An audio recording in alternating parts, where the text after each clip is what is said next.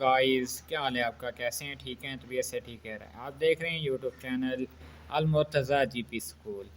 मैं जो जैसा कि आपको मालूम है कि मैं 9th क्लास को पढ़ाता हूँ।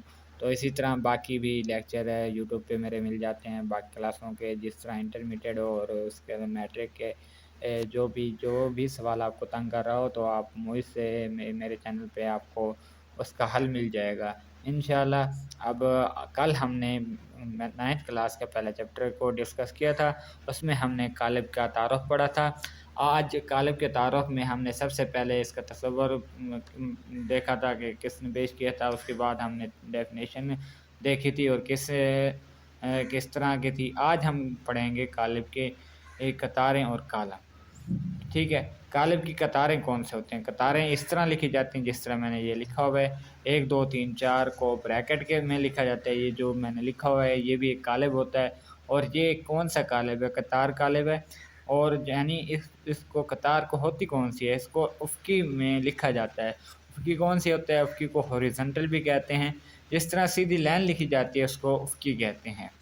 ठीक है, और इसके साथ साथ कालम क्या होता है, यानी कतार क्या कालम क्या होता है? कालम को यानी हम अबूदी नासिब में या वर्टिकल में लिखा जाए, जिस तरह मैंने ये लिखा हुआ है कि 1 2 3, इसको हम कालम कहते हैं। उसके साथ साथ मैंने एक और डेफिनेशन बयान की है कि ये देखें 3 4 5 6 जो ये नंबर है, इसको यानी 3 4 5 6 एक पूरी कौन सी कतार है, दूसरी कतार कौन सी है? 2 3 6 7 ये भी कतार है। इसको मैंने ये कतारें हो गई हैं। और कालम कौन-कौन से हो गए हमारे पास? 3 2 एक कालम हो गया, 4 3 दूसरा कालम हो गया, 5 6 तीसरा कालम हो गया और 6 7 ये कौन-सा हो गया? चौथा कालम हो गया। अब कतारें और कालम होती हैं, लेकिन हम है ना जिस तरह हम कोई चीज़ का ऑर्डर पेश करते हैं, किसी होटल में जाते हैं तो हम कहते हैं कि हमें इसका ऑर्डर चाहिए। ठीक है, वो कहते हैं ऑर्डर बयान करो, वो हमें लिस्ट देते हैं, फिर हम ऑर्डर भेज देते हैं, ये चाहिए, ये चाहिए। इस तरह कालिब का भी एक ऑर्डर होता है। ऑर्डर किस तरह दिया जाता है या कालिब का मुरतबा किस तरह बयान किया जाता है? सबसे पहले कतार को ज़ाहिर किया जाता है। कतार को मिसाल के तौर पर एम और कालम को एन से किया जाता है। पहले कतार और फिर कालम हो जाता है। और इसको करते कैसे हैं? एम बाय एन, यानी इसका हम किस तरह शो आउट करेंगे और अभी देख सकते हैं आप। ये देखें, इसको मैं किस तरह पेश कर रहा हूँ।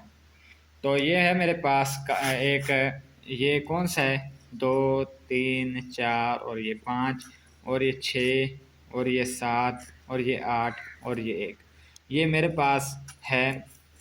इसकी कतारें कितनी हैं? कतारें 2 हैं। ठीक है, 1 और ये 2।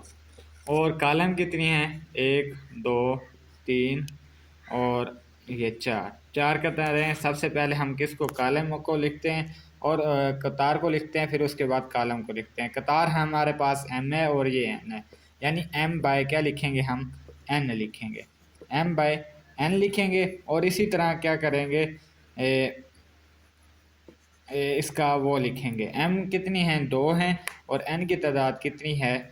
4 है। इस तरह इसका मुरतबा यानी ऑर्डर दिया जाता है, जिस तरह हम होटलों में बैठ के सुकून से ऑर्डर देते हैं, कालिब का भी इसी तरह ऑर्डर दिया जाता है। जैसा कि अगर कोई आपको सवाल तंग कर रहा है तो मुझे ना कमेंट में बताएं, इंशाल्लाह मैं वही सवाल आपको पेश करूँगा और उसका हल आसान से आसान आपको दूँगा। और आपसे गुजारिश है कि यूट्यूब चैनल है इसको सब्सक्राइब कर दें और बेल आइकन को दबा दें, ताकि जो नोटिफिकेशन है आप तक बआसानी से मिलता रहे। Goodbye. Al Murtaza GPS school channel. खुदा हाफिज़।